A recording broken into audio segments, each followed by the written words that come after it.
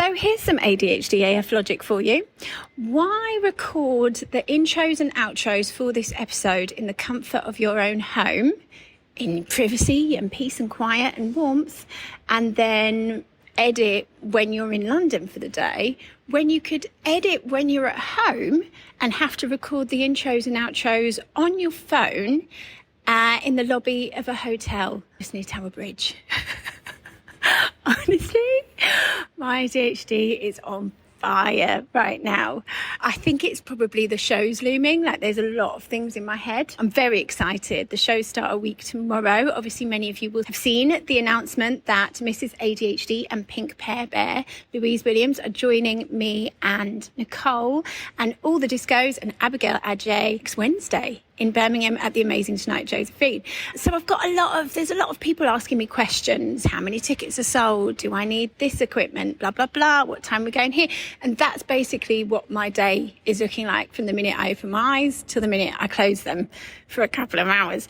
Is questions. I'm getting really distracted all the time and not making very wise decisions like this one. But here we are. I hope you can hear me okay.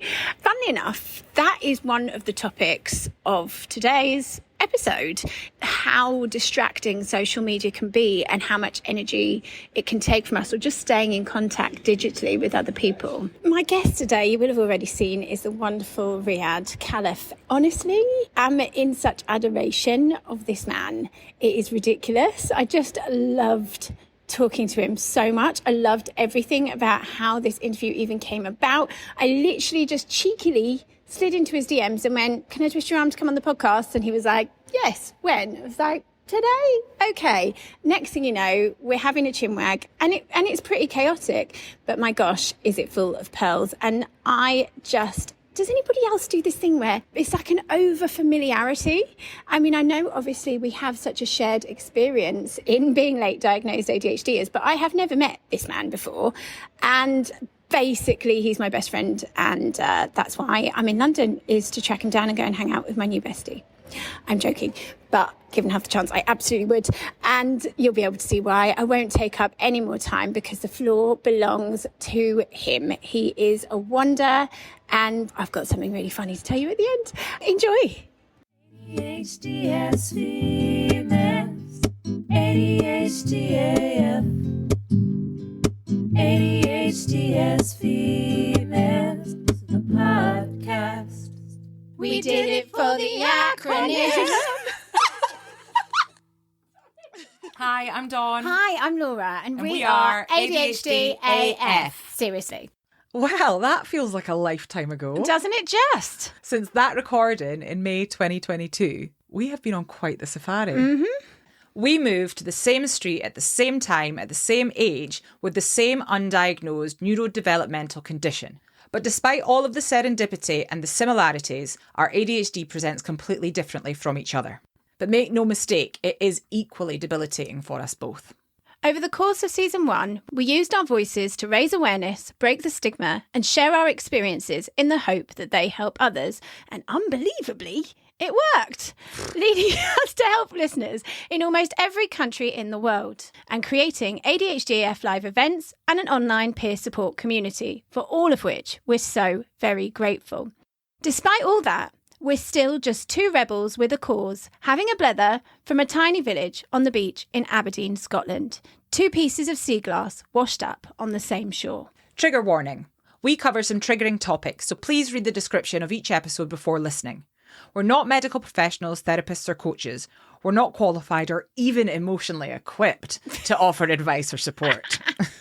We're only experts by our own experiences, which we share alongside what we discover in these crucial conversations to raise essential ADHD awareness amidst a global crisis. We won't always get it right. We will talk over each other and forget the point mid-sentence. As we continue to unmask, we're attempting to unashamedly own our own too muchness. We wear leopard print to our events because the leopard is a symbol of Aberdeen. It also symbolises bravery, courage, and the reclaiming of power. Plus, we're a little bit Han. Yeah. So that's why it's become the uniform of our leopard print army, our own special camouflage to unite the community. We're called ADHD as females purely for the acronym ADHD AF. Get it? Because we both have a juvenile sense of humour. And we swear like sailors. Sorry, mums. And of course, we're ADHD as... Anyway, this is an inclusive space where all genders are so very welcome. Yes, they are. So join us as we continue to make some serious noise about this misunderstood condition to help others like us alongside raising awareness with a hope to influence systemic change so that those in need can be treated both medically and with the respect they deserve. We continue on this safari because hell hath no fury like two late diagnosed ADHD women. ADHD as females, the podcast. Have you had a good day? Yeah, it's been a good day. You know what it's like. You don't know what version you're going to get when you wake up in the morning. It's just Absolutely. That's what I always say, because so many people are like, right, planners and, structure. This is what we're going to do. And I'm just like, I literally don't know who I'm going to be when I wake up in the morning. It might be a really high energy day. It might be moving very slowly day. I have no idea. Yeah. It's still chaotic, but shit is getting done just in a kind of a ping pong order. It's this, that. Yeah, I'm exactly the same. I've had a day like that. I'm doing a little Christmas tour, but it's just Amazing. me.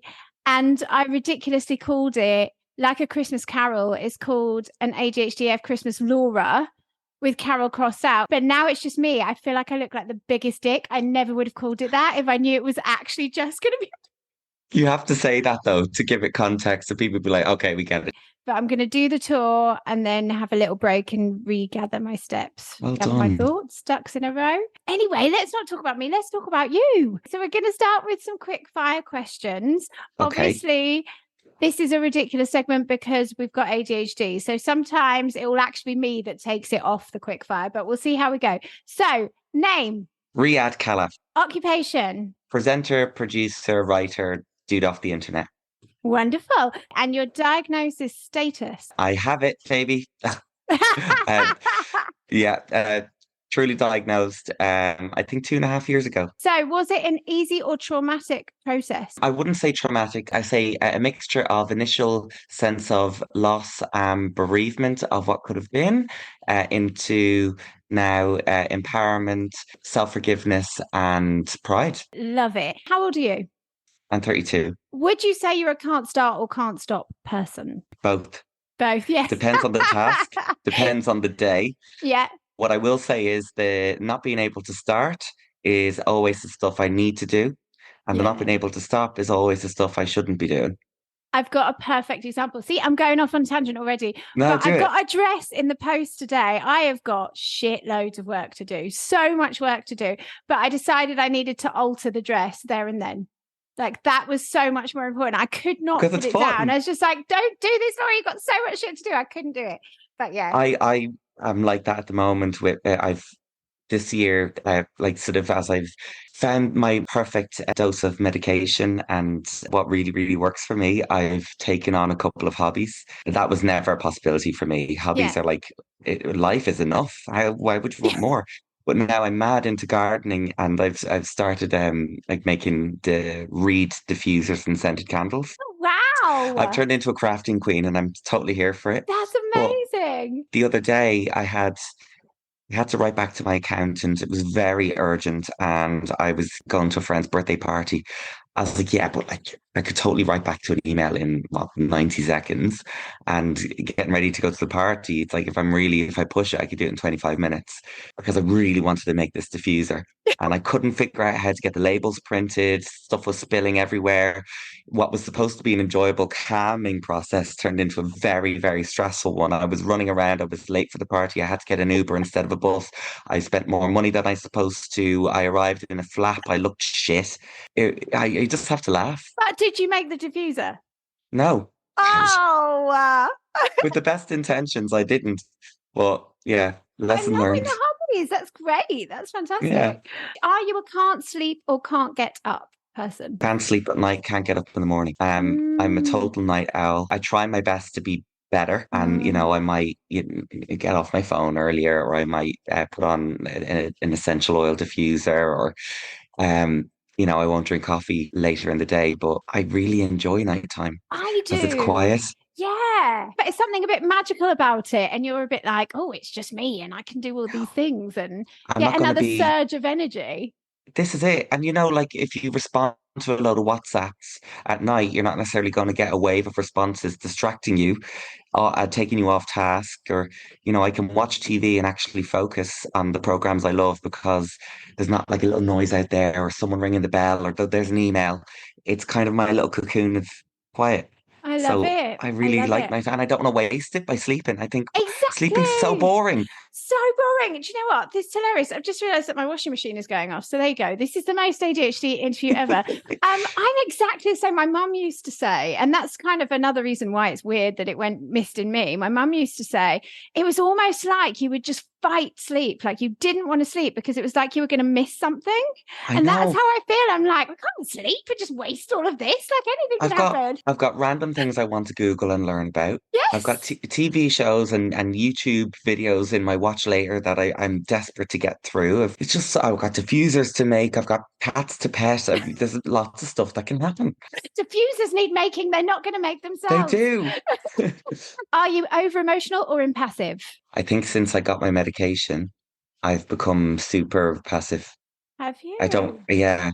That's the whole emotional blunting side effect that can come. I think I have that. I'm not too happy with it. Like I'll watch a movie that will normally make me bawl my eyes out and I'm like, oh, that's really sad. But I'm fine. And so I don't cry as much. I don't get angry as much, but maybe that's a good thing.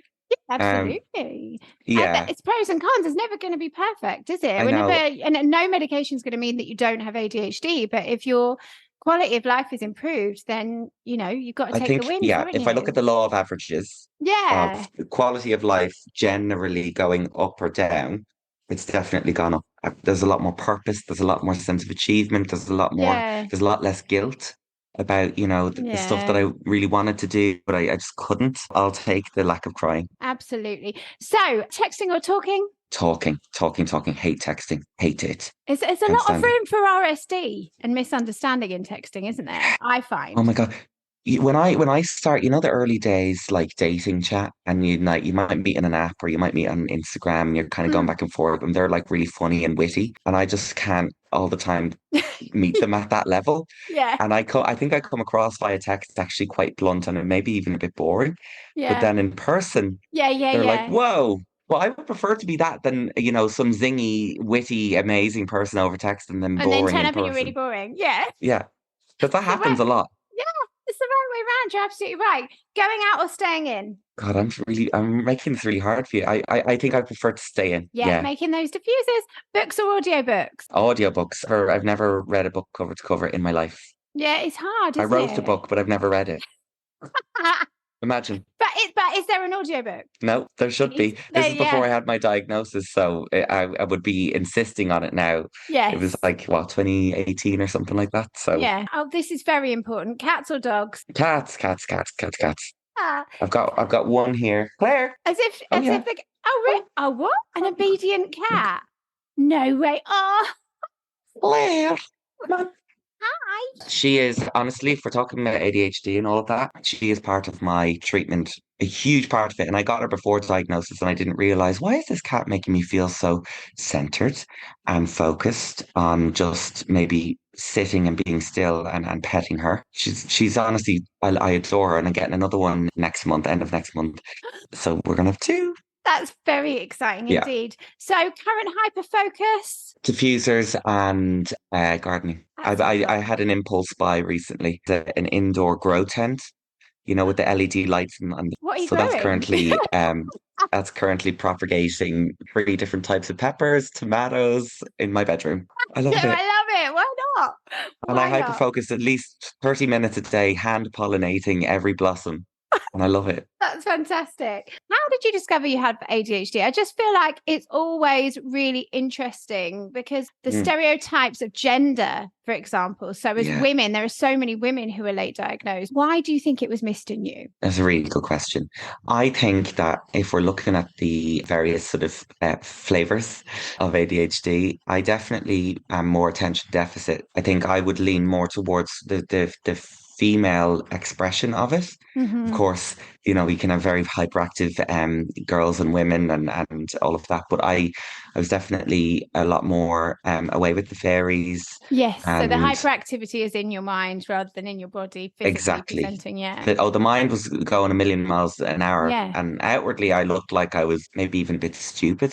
Yeah. I thought I was. That's the kind of label I put on myself. I couldn't really do study, homework, exams. There was all the usual, the same comments on every school report from the beginning of time till, you know, the end of secondary school. It was so much potential. Yes. Loves to chat, you know. That was one of my hyperactive things. I was just constantly talking. I really, really had no filter on the impulsive speech. Yes. So I would get into a lot of trouble for saying inappropriate things in class because That I was would going get to be this. my next question. Did you get in trouble? Yeah. Oh, I got in lots of trouble because I would get a dopamine rush by the laughs that I would get from Yeah. saying silly things to a teacher. There was another piece to that though, because I was growing up not only undiagnosed ADHD, but also closeted gay. For a lot of that time, I didn't know I was gay, I just knew I was different. But so I was not only understimulated, trying to find ways in which I could connect, but I was also trying to bat off the bullies by being a Yeah. class clown. Yes. And actually, my impulsivity that was in me naturally made me the poster boy for class clowns. Yeah. I would just say shit. It would always get a laugh. And yeah, I'd often see the teachers kind of trying not to laugh themselves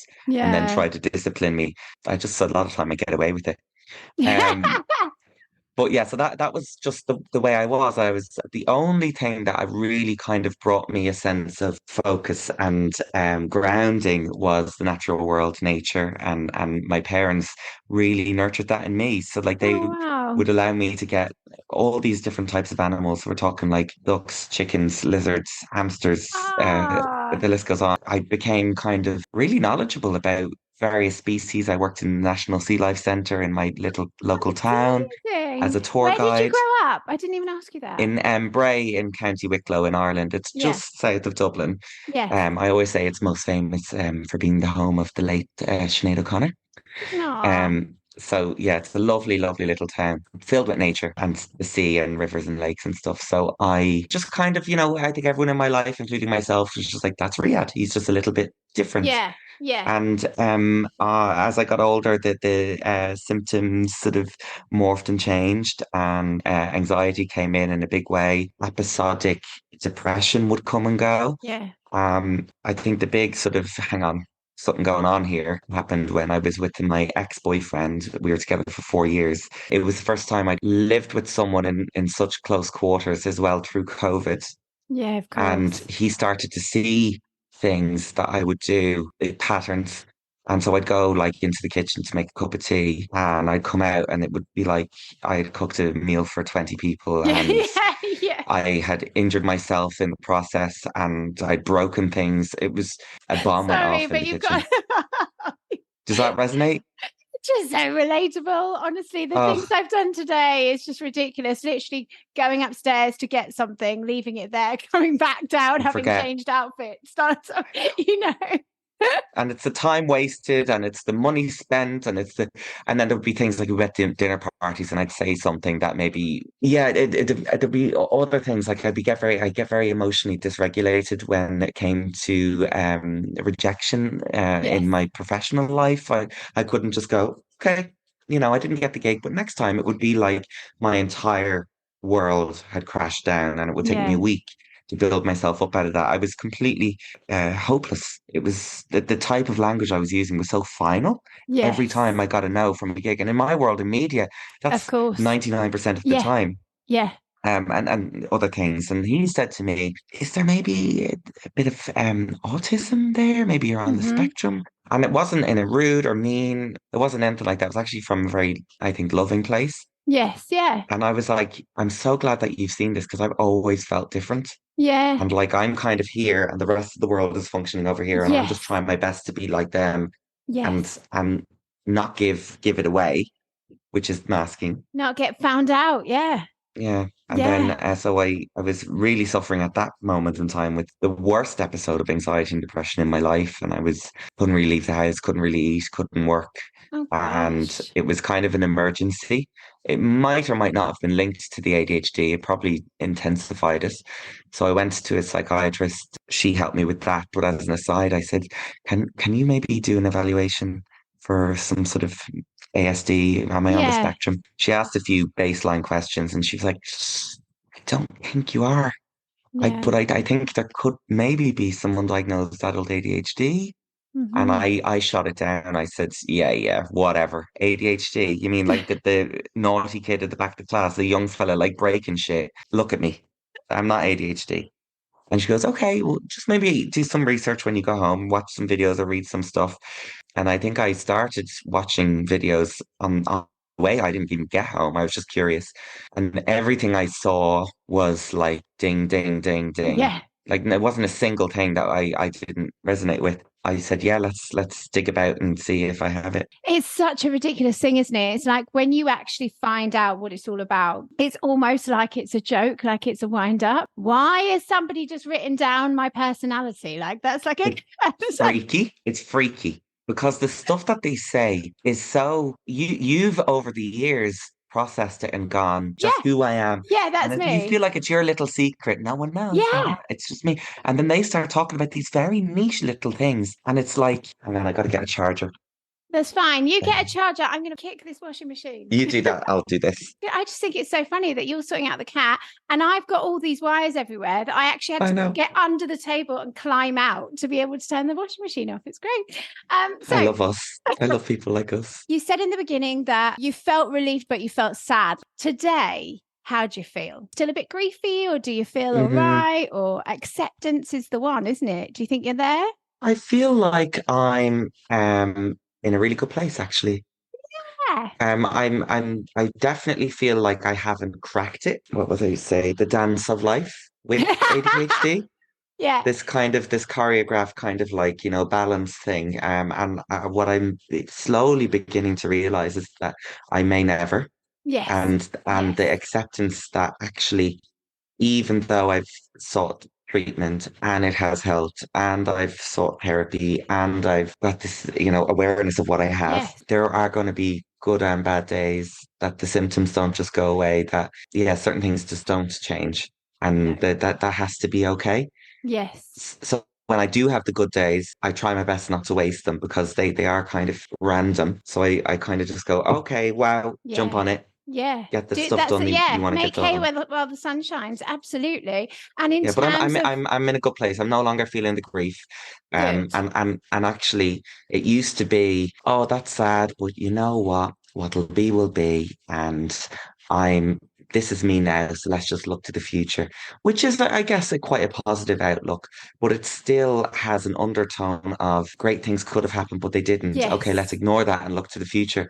I feel like I've graduated one step further, which is actually I may not have achieved what I've achieved, made the connections, friends, relationships I have without ADHD. Mm, So, the it's very condition true. itself, I don't, in many industries like my own, it can be brilliant. Because when I'm out interviewing someone in some random place in the UK and they have had trauma of some sort in their life, I'm able to bring a huge amount of empathy to that. Absolutely. When I have a script in front of me with a lot of questions and they're not quite right for the moment, I can just make up questions on Yeah. the spot. Yeah. And when I'm pitching ideas, it's always outside the box. It's always from another angle. And I don't find that hard. I Yeah. actually find it hard to be, normal in Yes. terms of how things are supposed to go. Yeah. So, actually, blessing in disguise is what I'd say. Oh, I love that. That's really, really lovely. Thank you for sharing that. I always don't want to ask you the next question then. No, What has undiagnosed ADHD cost you? it's an important question. Yeah. It is an important question. Well, it's cost me a lot of fucking money. Yes. I actually, the other day, I was thinking, I wonder could I calculate? And it would be impossible. The daily cost of it is real, even now, treated. Like that tax is incredible. Ubers instead of buses, Yeah. forgiveness gifts instead of just being on time Yeah. or remembering said birthday. Mm. The gift has to be bigger, better, more expensive, more. It's like to win back that friend who's probably fine anyway, Yeah. but you feel guilty. Um, Late booking of flights, so they're way more expensive. Yeah. The forgetting to check in online, paid 50 quid in an airport in Kerry the other week, impulsively buying a flight for a date that actually really, if I thought about it, I can't travel on that day, but I failed to look at my Yeah. diary properly. So it's like it's hemorrhaging cash all the Yeah. time. Yeah. So that's one thing, money. Yeah. And then the other things are friendships, actually, more than anything else. I feel like that's the main thing I'm still trying to figure out is the ability to stay connected with people digitally when I'm not Mm. in their presence physically. I'm awful at WhatsApp. I'm awful at responding to people. It's just so, so, so paralyzing for me. And so I often wonder, which friends who could have been, life partners in their friendship, which ones have I lost? But what I've started to do now is that when I kind of feel someone new coming into my life, or even someone that's been there for a while, I communicate with them and I say, look, just because you can't get me on a WhatsApp message, or it might take days to get a response, it doesn't mean I don't like you. It doesn't mean I Yeah. don't want to see you. I'm like, please, please, please call me. Yeah. Just call me. And people don't call anymore. And I No, love they calls. don't. I love phone calls. I really hate WhatsApp. I really do. And I hate group WhatsApps as well. Oh, It's the just like groups. all the time, and then blah, blah, blah, and that. It's just a lot. When I'm looking at it, like, I'm so much better now because I've identified what my issues were and how I was masking and all the rest of it. So I've unpicked all of that. But it used to be second guessing myself, like, what does this person want? Like, what's the right thing to say? How can I make them happy? It's like intense people pleasing, like almost like it was a test. Like, what do you need? So I don't have that anymore. But I Good. think that feeling of negativity has lingered because I'm like, that's a bit of an unsafe space. Do you know what I mean? Right. Yeah. Wow. That's completely different to me. Yeah. So, but really interesting to hear that point of view. I hope I don't take it on. No, don't. No, I've thought about it a lot. I've analyzed it a lot because actually, if I'm honest, WhatsApp is probably my biggest point of frustration, shame, and anxiety right now in my life, I think, which is shocking to say because it's meant to be this lovely connecting bit of tech. Basically, I get added to a group and then I see bling, bling, bling, bling, bling. The group starts filling up with messages. And I think, oh my God, this is going to be physically very uncomfortable physically to go through messages and to mentally process what is meant for me, what Yes. isn't meant for me, where do I jump in, and what amount of follow-ups are going to come as a result of my response that I Yes. will then have to go back into to respond to. Because I know physically when I'm in there and I'm responding to messages, the quickest task for sapping my low levels of energy out of any other Yeah. task. Yeah. I could spend 2 hours in the gym physically working out and I still wouldn't be as tired as I am after 30 minutes responding to WhatsApps. For my brain, it is like Yeah. it gobbles up all my fuel like that. And then I've got nothing left for the important stuff. Of course, friends are important, but like things like work or physically meeting Yes. people. Yeah. Yeah. Yeah. I mean, after writing back to load of WhatsApp, sometimes I'm meant to go out and I'm like, my social batteries are gone Yeah. and It's I've all not used been up. social. Yeah. It's like anti-social media. Yeah. And, you Yeah. know, and then the other part of it is distraction pulling me from one task to another. We Yeah. have this issue when it comes from that flitting between tasks, finishing one, Yeah. starting Yeah. another. Yeah. Yeah. I like that's really bad in my flavor of ADHD. And I find that WhatsApps are horrendous for that. Like if I go in like a neurotypical person and just respond to someone that's just written to me, do, what are you doing next week on the 28th or whatever? Do you want to meet up for coffee? And I'll go, yes, I'll meet you there that time. I can't do that because then my mind is off the task of Yes. writing the article or recording the podcast. It's going to take me at least 15 minutes to get back Come into back it. in. That's the thing. I'm exactly the same with that. It's the pressure to check it as well. It's a lot, isn't it? I think that the model of WhatsApp is designed for the neurotypical brain. Someone Mm, that can jump in, give the response they need, and jump back out. Because it's kind of yeah, all there all the time, constantly blinging and bugging you. And I think for our types of brains, it is a fucking disaster. it is. It's a complete and utter disaster. What I want is a version of WhatsApp where you get no notifications Yeah. apart from 1 hour in the evening or when you've specified when you're going to be ready And you can kind of gently psych yourself up through the day. At 9 p.m., all of my daily messages, I have 1 hour to respond to them. Or if I don't in that 1 hour, I can't respond until the following day on that hour. And it kind of gamifies it, streamlines it, takes away the distraction, bing, bing, bing, all throughout the day so you can focus on what you need to. And you Yeah. can kind of contain it. Yes. You should make that happen. I think you should do that. Yeah, I should actually, shouldn't I? Let's do it together. What has changed for you since diagnosis? Loads has changed. Loads. I guess yeah, the main one is the kind of the compassion and the laughing rather than being angry Yeah. at myself. So, example, I was running to I keep talking about the bus because the public transport and being there on time is a big one for me. I'm not making it. Timings. I was Yeah. running to get to a bus and I had timed it perfectly. I was going to get there on time, and I realized I forgot my passport. I needed my passport to apply for something. And I just turned on my heel and I just started walking back to my house to get my passport. And I had this moment of pride in how different I noticed in that moment my natural unconscious reaction was to that quote unquote failure of Yes. organization. Yes. Old me, pre-diagnosis, would have been, oh God, why am I so Absolutely stupid? livid. I'm gonna miss the bus. I'm so straight, anxious, angry, sweaty, upset, in a horrible place. And I just went, oh, Here we are. and the tone under the scuff is, what am I like? Of course I did. Should have should have probably gotten it. I didn't, but that's now my reality. So I have two choices. I just go home and don't get the thing I want to get and apply for the thing I want to apply, or I just go, get it, arrive a little bit later and just deal.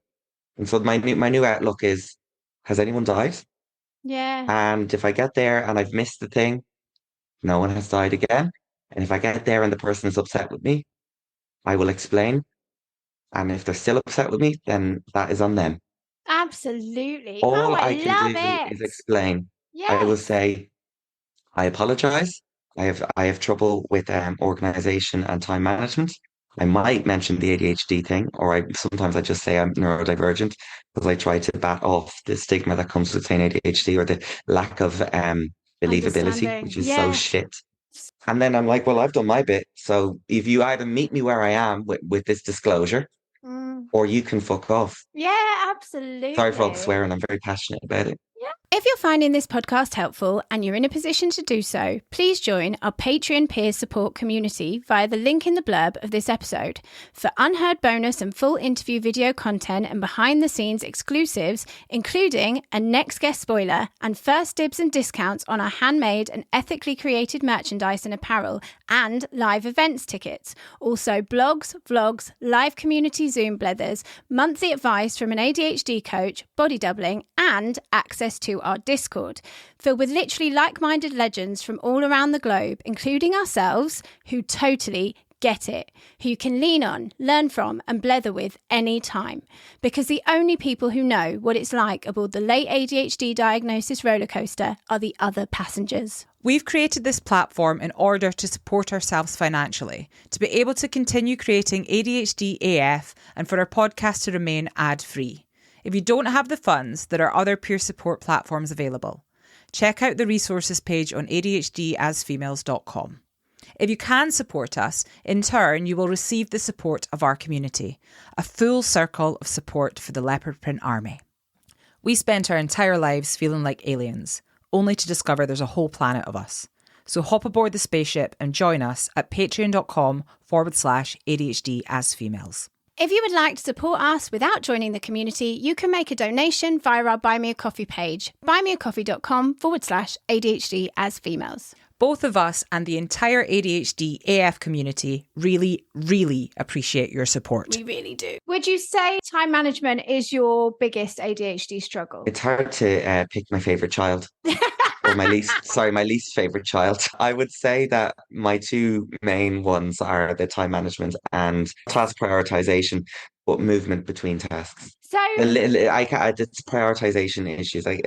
Moving through them in a linear fashion.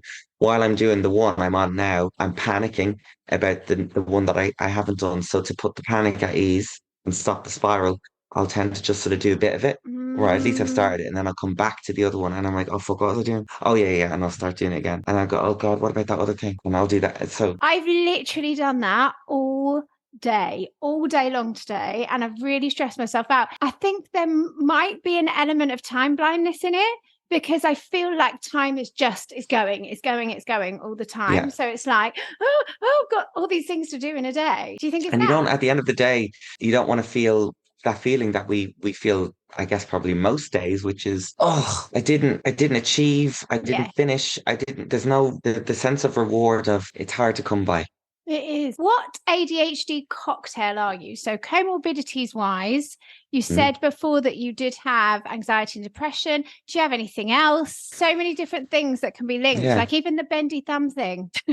What's that? No, mine are You pretty don't have straight. it. Yeah, mine are weird.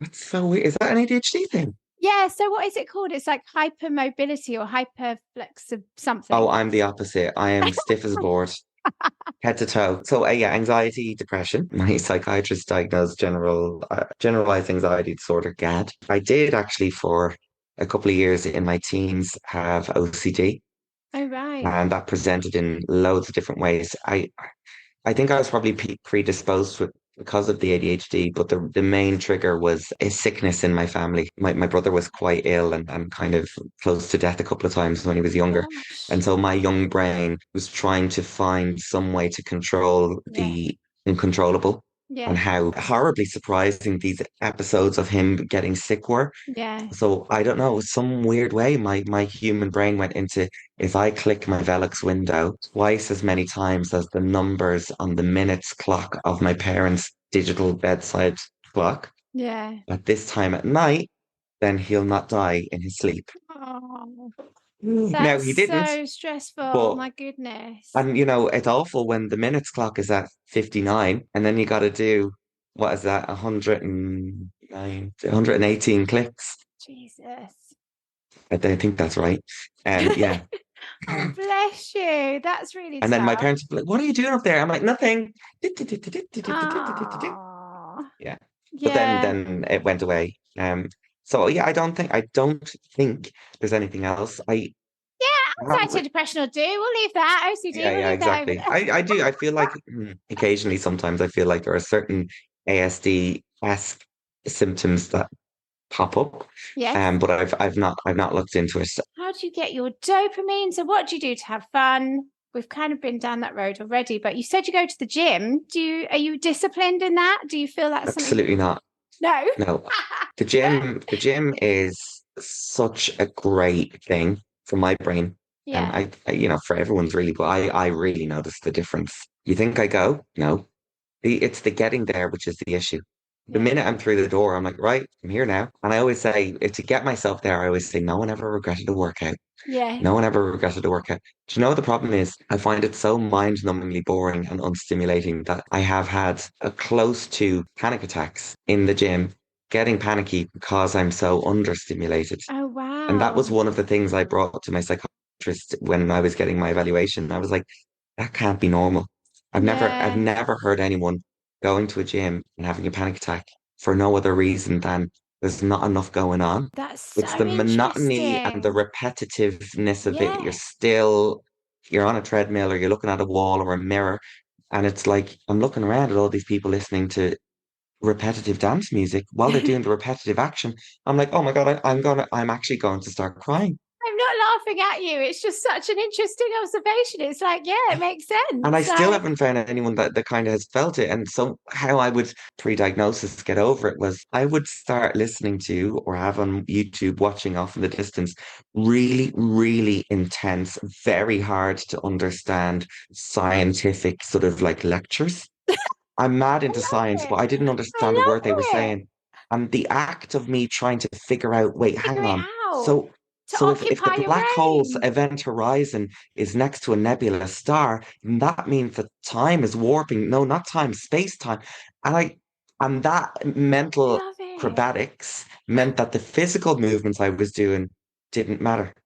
Yeah. Because my brain was somewhere else. I had outsourced my dopamine to this is why technology can be very, very, very good for us. Yeah, absolutely. It's funny because it's almost like I can relate in the sense of like domestic anxiety. I'm like pathologically bored. I'm like, I'm so bored. Like, it's like a crazy thing that you're like, I'm bored, as if that's something bad. But I really get it on that level. I need to be doing something else all the time. I can't do one thing. But wow, I really do love that story. But you've cracked it. So it's all about identifying your own individual needs, and you hacked it. So that's amazing. And listening to your body. Like, I think we become experts at kind of listening to what's happening in our head and our heart, our chest, and go, am I fulfilled stimulation wise in this moment with the action that I'm currently doing, or what I'm putting into my eyes or ears, or holding my hands? When I knew I most likely had ADHD and that my medication was working, because taking the medication and it working in a certain way is a diagnostic tool in itself, because will have a very different impact on the ADHD brain versus the neurotypical brain. I took my medication and I went to the gym. First of all, I got there and it wasn't an effort. It just sort of went. What? I was like, okay, that's a bit weird. I sat down and I put on like Brian Cox talking about the Milky Way galaxy. And I was like, oh, so heavy. Do you know what I'd love? I'd love a little bit of Lady Gaga. And I put on music. And for the first time, probably ever, I sat there working out with music playing. I already knew the music, so it wasn't new and novel. And I was fine. I was centered. I was just listening to the lyrics and not thinking about anything else. And I wasn't feeling panicky. And it was like totally emotional. I was like, this is what it's like. I was looking around going, I get it. You're not like weirdos. No one's a weirdo anyway, but no, I get what everyone else is doing. Well, now, like, obviously you've mentioned medication, and I saw I can't remember what you were talking on, because obviously I can't. But you were BBC Morning Live. Yeah, you were talking about how to support yourself in the absence of getting medication, because so many people can't access it right now. I thought that was really amazing. I do a lot of work on BBC Morning Live, which is this wonderful, warm, daily show on BBC One 9:15. Because I've kind of built up this bond with the people who make the show, I felt safe to kind of come to them with this issue that we have as an ADHD community with the lack of medication. Being who they are, they were like, that is awful. They thought that there was also something that could be shared. So I did this feature. And it was essentially going, look, this is an imperfect situation we're in, but what can we do for ourselves in the absence of it? Like you said, the acronym I made initially was PENS, with two S's, PENSS. So P is people. If you alert the people in your life, friends, family, work colleagues, partner, you can't get this medication, and that they should be aware and that they might see a change in you, to be patient, take their time with you and support you where they can, and tell them where you need that support, that you might be a bit late sometimes, that you might need extra time on a work project, whatever it may be, or just someone to talk to about how you're feeling. Then E, exercise. We've already spoken about it, but the science behind it is rises in norepinephrine and dopamine, which we can lack. This is a free kind of natural way that we can get it. Of course, getting to the gym can be an issue, so gamify it. Do what you can in order to make that moment of getting in there easy as possible. N is nutrition. Look at things like what supplements might help you.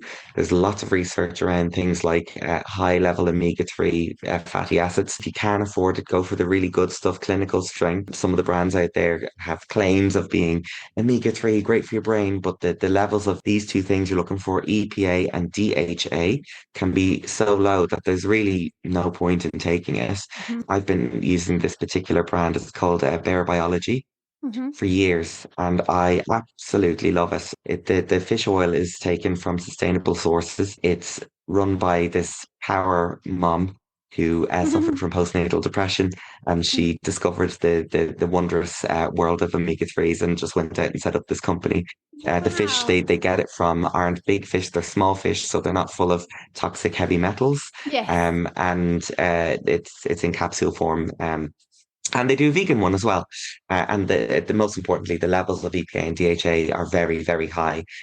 So that can really help the ADHD brain. Remember, the brain is made up out of fats, mostly made of fats. So you got to feed it.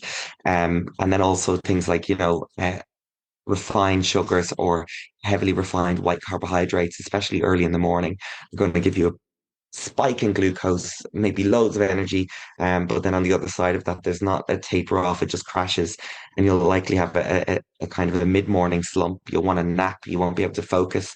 So really think about what you're putting into your body in that sense. Magnesium, brilliant for anxiety, brilliant for sleep and for focus. B12, most of us have a B12 deficiency and we don't even know it. Great for energy as well. After N, after nutrition is S, and that's stimulants. So in place of your medication while you wait for it to come back, for people like us, stimulants in the form of caffeine actually can be really, really helpful. For some people, it's traditional tea or coffee. For me, it's matcha. And that's because matcha not only contains high levels of caffeine, but also an amino acid called L-theanine. And L-theanine is wonderful for focus, but most importantly, it also has a calming agent in it. So Ooh. it sort of controls the release of the caffeine or the effect of the caffeine, meaning that you won't have a peak and then a drop. You will have a slow and steady lift. They say about 6 hours of efficacy, and then a slow and steady decline at the end. Wow. And apart from that, it's also packed with antioxidants, one of the highest concentrations of antioxidants of any natural substance in the world. So it's also very good for you. So that's stimulant. Again, do not dare drink any of these caffeinated drinks 6 hours before bed. It is way more than that because it's got a half-life. It's got to flush Yeah. itself out or you won't get sleep. And then speaking of sleep, sleep is the final S. We're night owls. We struggle with that. Look, if it works for you, if you get your emails done because you can focus at nighttime, then fine. Maybe shift your day into the night. Yeah. But if it means that you don't want to wake up later, that you feel like you're missing out on daylight and being a kind of a functioning member of I'm in society. Aberdeen. What's daylight? Right, okay. Yeah, yeah. Well, what I found really helps is it takes a few days to get into a new circadian rhythm. Don't expect it to just happen overnight. And you really have to sort of discipline yourself. So do all of the tricks that maybe work for you, even if there's 10 of them, to get yourself sleepy. And maybe it's working out, maybe it's sex, Yeah. and it could be solo sex. Yeah. Maybe it could be reading essential oils, melatonin, whatever it is, do it and aim to get to bed for whatever time it is that will get you up at a reasonable hour. Maybe it's 7, 8, 9 a.m. Do that for 3, 4, 5 days a week. By the natural sleeping time that you've begun to take on, you'll begin to feel sleepy at that Yeah. hour and gamify your morning. If there's all these videos or emails or things that you want to Google late at night, write them down physically or digitally and give yourself the gift of watching or reading them over your breakfast. So you can't wait to get up in the I morning. don't know. I don't know about that. I know, I need to know but right now. yeah, it's a no right now. But if you can, if you It's can a good resist, idea, though. you're not saying I'm not doing it. You're saying in the morning I'm going to Yes. do it and I can't wait, Save and then it. it might get you upright. Also, this is for when you get your medication back. It's such a small change, and it's really worked wonders for me. My Alvance lives on my bedside table there because when I wake up in the morning now and I'm struggling to motivate myself to get up out of bed, I will take my capsule, and I put it into the glass of water that I have ready and there, Yes. and I'll take it while horizontal. Yes. Let it do the work for you. And Off then, you I go. might spend a half an hour, I might watch the news, I might even go back for a snooze. And by the time it's taken effect, I'm raring to go. That's fantastic. Thank you so Yeah. much for sharing all of that. And know Yeah. that so many people will benefit from this, and getting so many messages from people that are signed off work, that are Oh, really struggling without the medication. So that's yeah. really sound It's advice. really real. It's really hard. I went without for a little while. I'm running out again. And so Yeah. I have to be okay with that until things get better. But I think knowing that there's a massive community of us globally, you're not alone. You're not broken. Yeah. You're just different, Yes. and we live in a world that is not designed for us because we are a minority. So we almost have to mold our world around this difference and make it work. And when it does work, it's beautiful. It's a great thing. Absolutely. Obviously, the diagnostic process in the UK is fucked. If you were in charge, what would you do to make it better, to fix the system? Go. That's a big one, isn't it? Can I go beyond diagnosis and more about general support? Yes, 100%. Yeah. I would make sure that every school teacher or education professional at all levels, from daycare right through schooling up into university, every person has a baseline level of learning about neurodivergence in the classroom Yes. and how people aren't stupid if they can't learn in the way that you're teaching them. They may just need a different approach, a different style, different things to stimulate them. Yeah. And to actually make the learning experience less formulaic and more holistic. If we started teaching people in a more ADHD friendly way, it would actually benefit neurotypicals just as Of much. course. Of course. Because if we add in storytelling to things like geography, languages, and business, rather than just the cold hard facts that have no connection to the bigger picture of life, then it'll flow better. It'll be easier to recall that information because it's connected to a story, a person, a feeling. There's no Hmm. feeling, no emotion in the classroom, and we're very emotive people. So And when yeah, you and yeah, I it's love too that. sterile. If I think back to the teachers that had a style of teaching that really engaged me, that I can recall even now, like 20 years on, it is the teachers that brought humor, Yeah, heart, humanity into the classroom. 100%. My English teacher, my drama teacher, and my geography teacher. They were capable of doing that. And I scored really well in those. So that's one thing that I would do. And also beyond the style of learning, it's the support. Actually, maybe they can go to a parent and say, I've noticed your child has these traits. Maybe it would be worth investigating. Of course, they can't diagnose. Yes. But Yeah. sometimes teachers see things better because they're coming from an outsider's perspective. They Yeah. haven't grown up with this child and just that's just Johnny, that's Yeah. just Riyadh And or in Emily. comparison to the other people in the classroom as well, Yeah. how people are learning. Absolutely. Rather than Yeah. rather than just school report time comes in, they go blanket label, your Yeah. child is You're naughty, not your fitting child in doesn't pay this attention. box. Yeah. It's like Yeah. this is the brand image of your child. They're totally full of lost potential. They won't shut up. They're thick is essentially the undertone. It's Yeah. cruel and It it's not is. fair because actually what you might have there is an understimulated, extremely intelligent child Yeah. who has incredible levels of lost potential who could, if they were correctly supported, become the next prime minister or an Absolutely. astronaut or whatever, Yeah. a key activist to change the world and Absolutely. and we're potentially doing them a huge disservice and brainwashing them into thinking that their lot is just go along with what you're given. You're not really that smart. Don't push yourself too much because you probably end up disappointing yourself and others. Yeah. That's Yeah. what we feel. Yeah. And the only Absolutely. time that, thank God, I realized that wasn't the case was when I moved from secondary into university. And I thankfully chose a subject that was stimulating to me, media production management. Yeah. And I was in the class eating every word I was Yeah. being taught because it was what I was into. And I went from the bottom of the class in terms of scores, bang, top of the class. Yes. How? Oh my God, I'm not stupid. I'm not Yeah. stupid. Why? And I came up with all these reasons over the years as to what it was. They're false. I now know it was because of this condition I have. 100%. I think that's really fantastic. I think it's so interesting what you were saying about the kind of stories behind things, like being emotionally invested.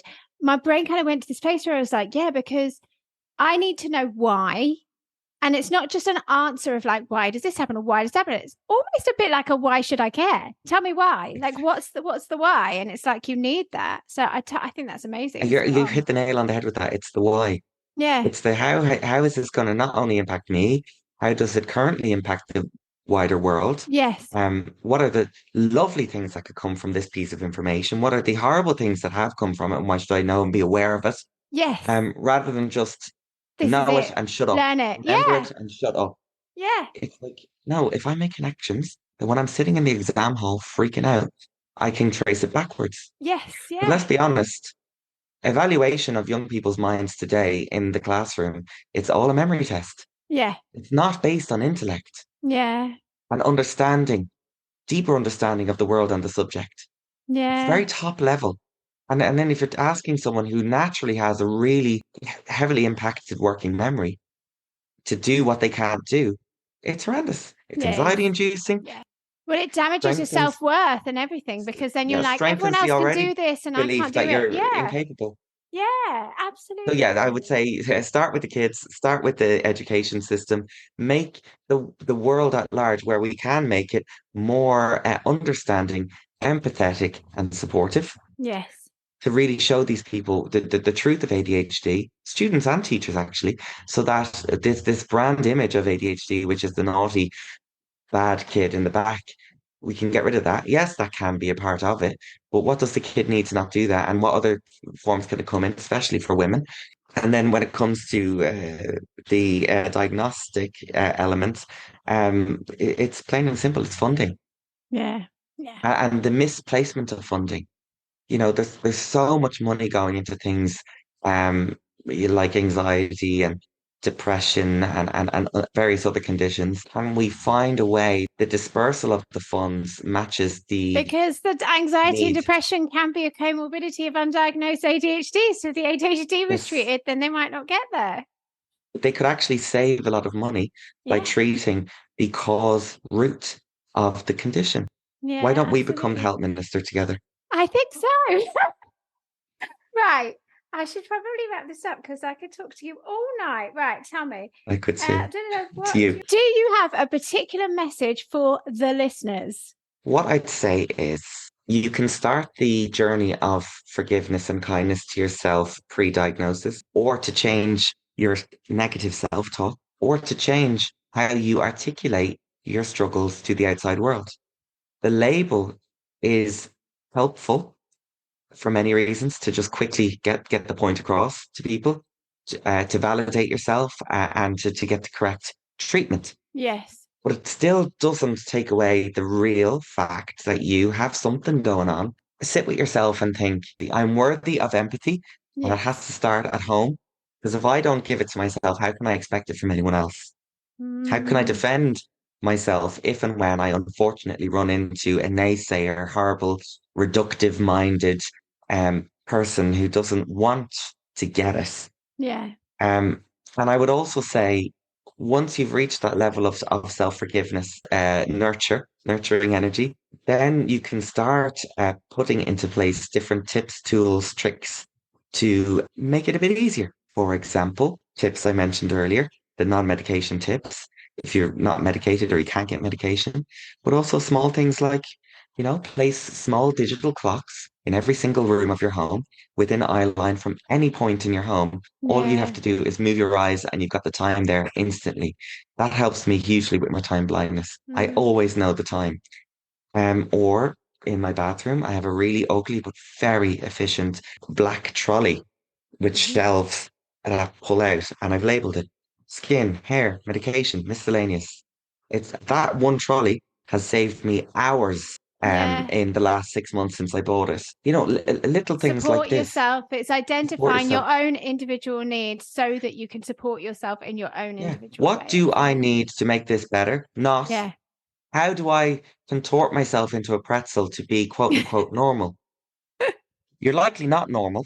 And also, what is normal? Forget that. Yes.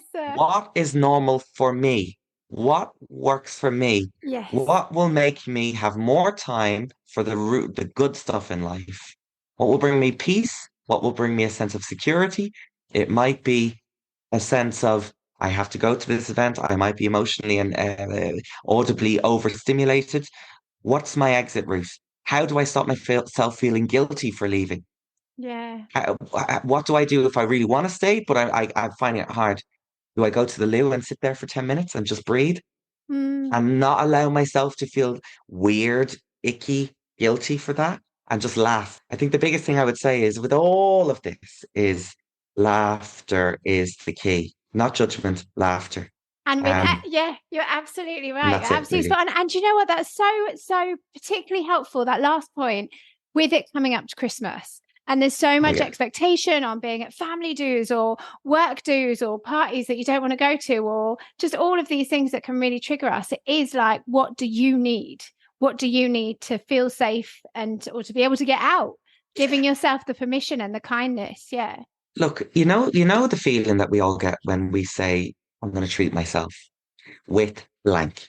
And the blank could be a massage, a facial, a tub of ice cream, watching my favorite show on Netflix. It could be anything that works for you. Mm. And in the process of treating yourself, there's a sense of self, like pride in, I'm doing this for me. Look at me go. Try to allow yourself to feel the same level of pride at the self-care that comes from the little things you do with your ADHD.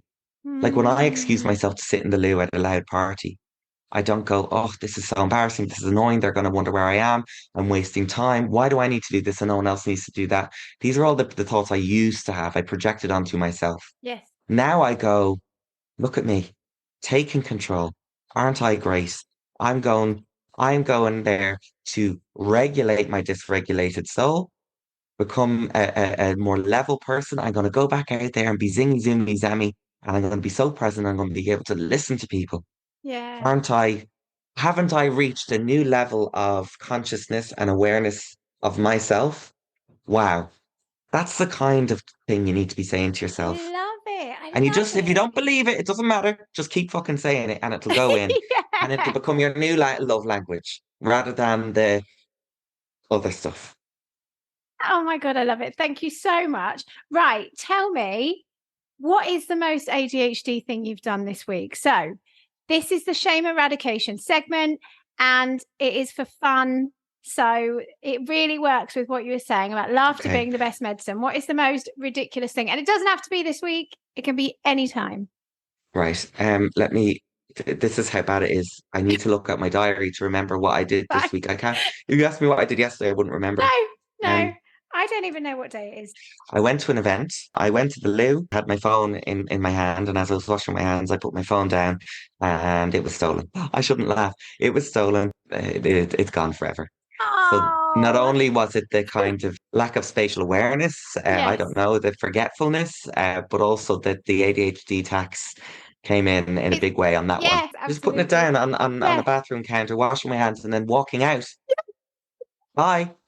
I had put it down. It was still in my eye line. I put it down probably no more than 20 seconds before. Oh, And so yeah, that was probably be the big one. But they're like, geez, I could go on and on and on. Like yeah, late for everything.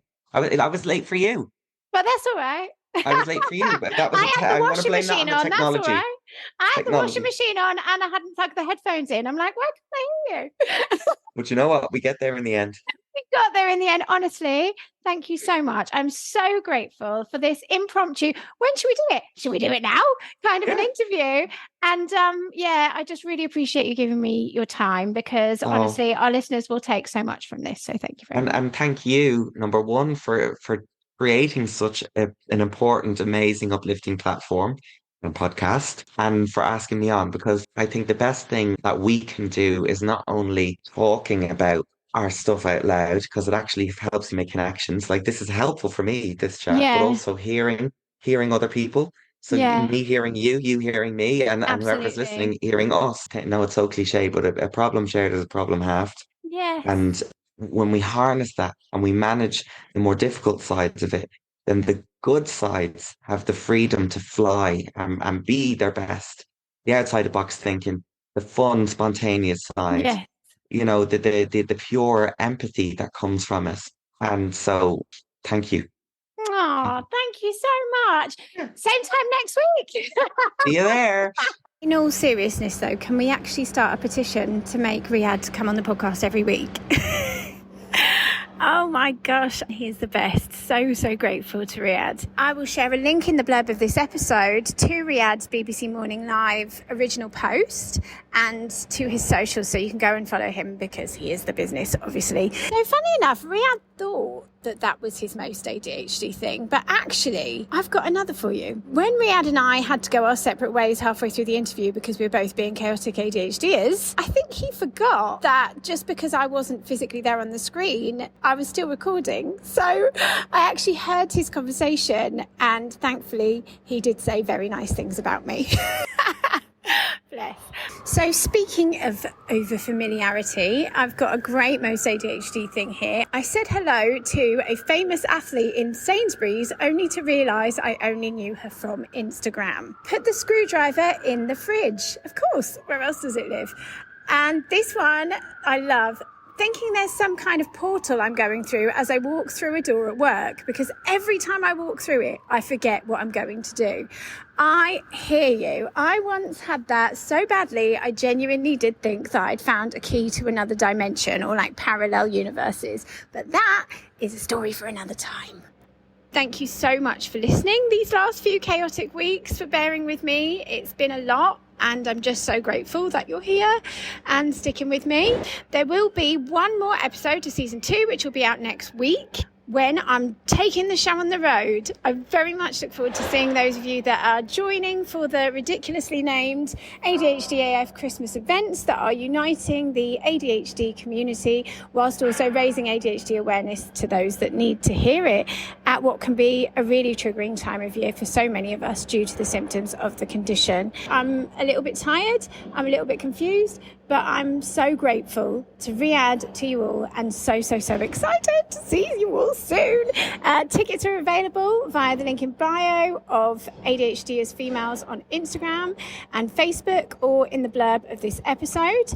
And you can also check out the new collaborative merchandise by Working Class, so ADHDFX Working Class jewellery.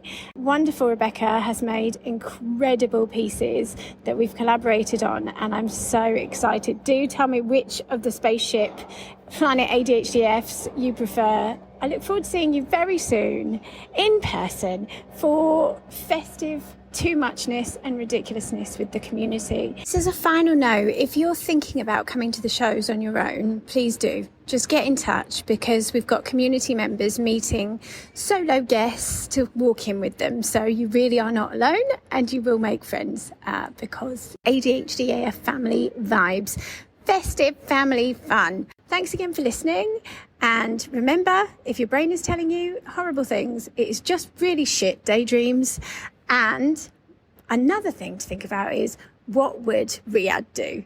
Let's follow the pens. If only I could find one. I better go now, because everyone's staring at me in the lobby of this hotel. Okay, bye. See you later.